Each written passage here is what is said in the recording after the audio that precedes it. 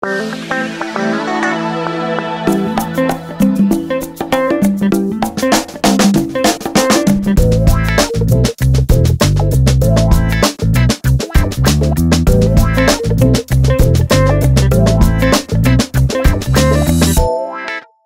le géoptimiste, et bienvenue aux voyageurs, curieux, généreux et respectueux.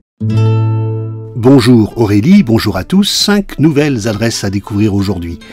Une étape France Passion dans le sud de la France, la ville de Gérone en Espagne, en Andalousie, une étape nature, une aire de stationnement dans la ville d'Esther dans le nord de la France, et enfin un coup de cœur insolite en Pologne.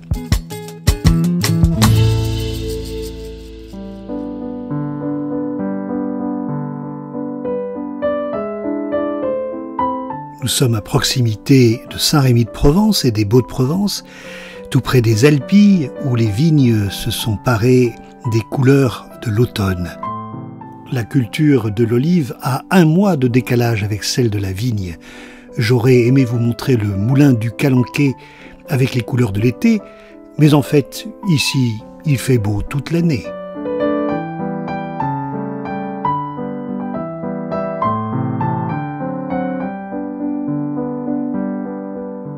Il y a 5 variétés d'olives sur nos vergers, donc Grossanne, Salonninque, Verdal, Aglando et Picholine. Elles sont toutes différentes, tant au niveau de la forme et puis surtout quand on les presse au niveau du goût de l'huile d'olive. Ça commence par la taille, janvier-février, mars. Avril-mai, la floraison, qui se fait par le mistral, par le vent. Fin juin, des petites olives qui commencent à apparaître. Juillet-août, un grossissement du fruit. Septembre, l'olive, on la ramasse à la main pour faire les bocaux, en olive verte uniquement. Mi-octobre et novembre, la presse pour faire l'huile d'olive. Et la fabrication de l'olive noire pour l'olive de bouche. Et puis décembre, on se régale à Noël avec l'huile d'olive.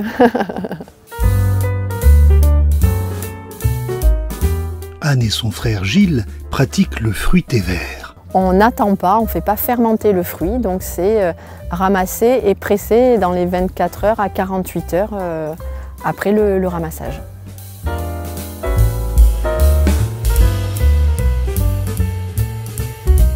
L'autre particularité, la presse monovariétale. Et donc du coup on va avoir des olives qui vont donner des huiles un petit peu beurrées, d'autres qui seront plus artichauts crus, d'autres plus herbacées.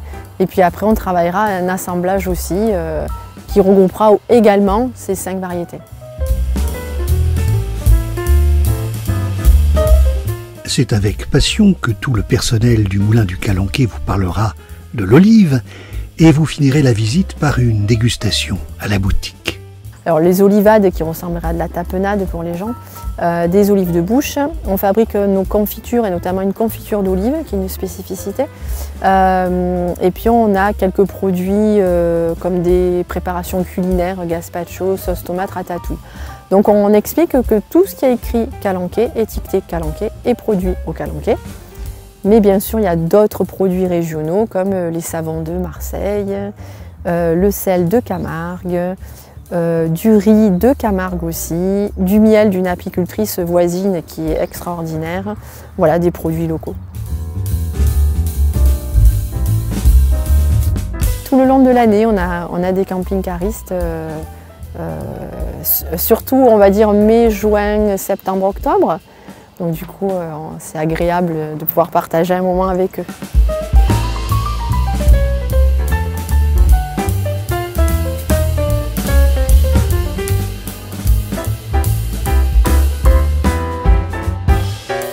Et cerise, non, olive sur le gâteau, vous êtes tout près de Saint-Rémy-de-Provence. De l'autre côté des Pyrénées se trouve l'Espagne.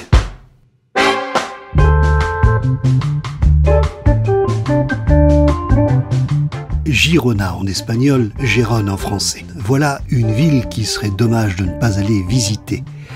Il existe 2 aires, une payante et une gratuite, Et pour rien vous cacher, je vous conseille la gratuite. Vous avez beaucoup plus de place. Il vous fera simplement une bicyclette pour rejoindre le centre-ville.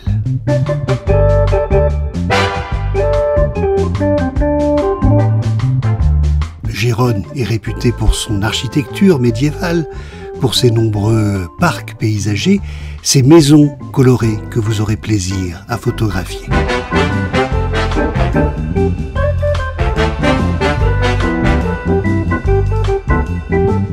Le pont Eiffel, construit avant la tour.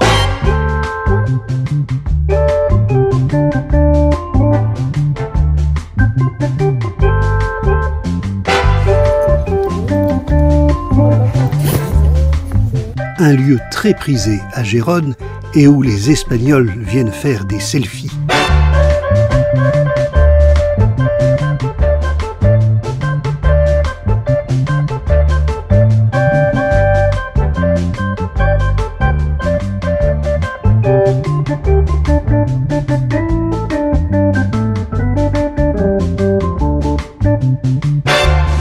Dans Gérone, vous passerez votre temps à monter, à descendre et à passer dans des ruelles étroites ou sous des porches.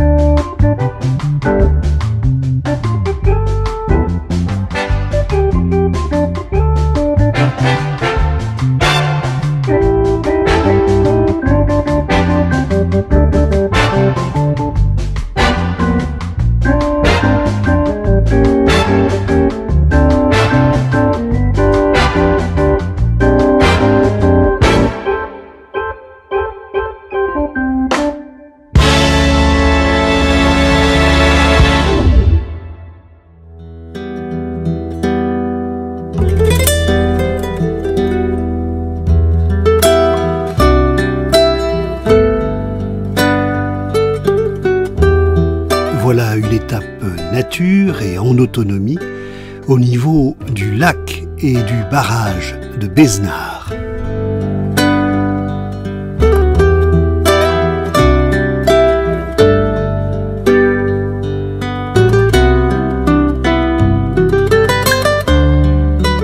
Le barrage fait plus de 400 mètres de long et 110 mètres de hauteur. Il est assez récent puisqu'il a été construit au milieu des années 80.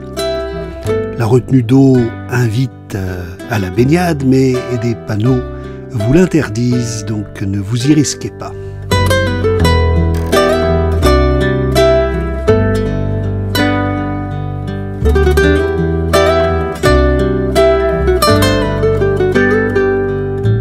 Il n'est pas interdit, en revanche, d'aller se promener autour et pourquoi pas de s'y tremper les pieds.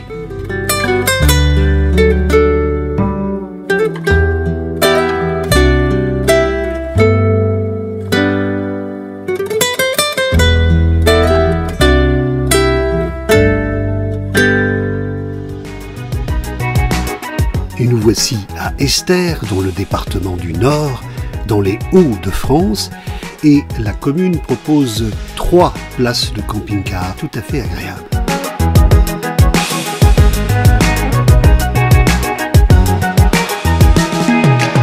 Vous irez déjeuner à 2 pas chez Léon, dans un estaminet avec ce décor superbe, que ce soit à l'étage ou au rez-de-chaussée.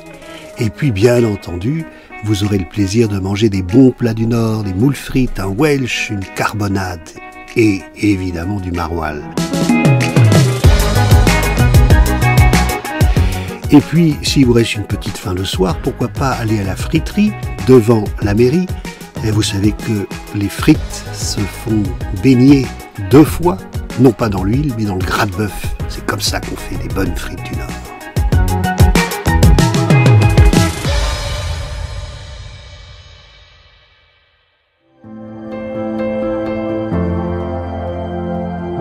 Voilà une statue gigantesque. Regardez la photo panoramique du bas. En bas à droite, c'est le camping-car. Regardez la taille de la statue.